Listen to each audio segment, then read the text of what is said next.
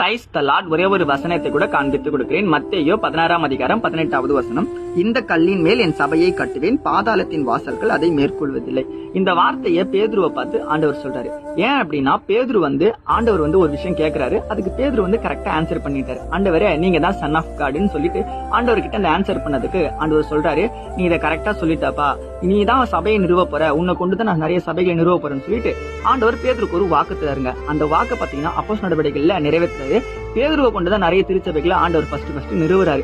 இன்னைக்கு உங்க லைஃப்ல கூட பாத்தீங்கன்னா ஆண்டவர் உங்களை பயன்படுத்தணும் தாங்க விரும்புறாரு. சாதாரண மீன் பிடிக்கிற ஆள் தாங்க பேதுருவை பயன்படுத்தி ஆண்டவர் உலகத்துல ஒரு பெரிய புரட்சி பண்ணாருன்னா உங்களை கொண்டு கூட ஆண்டவர் ஒரு பெரிய புரட்சி எழுப்புதல கண்டிப்பா பண்ண முடியும். ஆனா அதுக்கு நம்ம என்ன பண்ணோம்? அன்னைக்கு ஏசப்பா பேதுருவை கூப்பிடும் போது பேதுரு என்ன பண்ணாருன்னா, நீ என்ன பின்பற்றி வான்னு கூப்பிட்ட உடனே ஆண்டவரோட சொல்ல கேட்டு பேதுரு என்ன பண்ணாரு? ஆண்டவரை பின்பற்றி போனாரு. இன்னைக்கு ஏசப்பா நம்மளை அழைக்கும் போது அவர் சொல்ல கேட்டு நம்மளும் அவரை பின்பற்றி போனோங்க. இன்னைக்கு ஏசப்பா உங்களை அழைக்கிறாரு, அவர் உங்களை பயன்படுத்தணும்னு விரும்புறாருங்க. எழுப்புதல் அங்க வரும் இங்க வரும்ன்றது உங்ககிட்ட வரப்போகுதுன்னு சொல்லி இன்னைக்கு ஆண்டவர் உங்களை பார்த்து சொல்றாரு.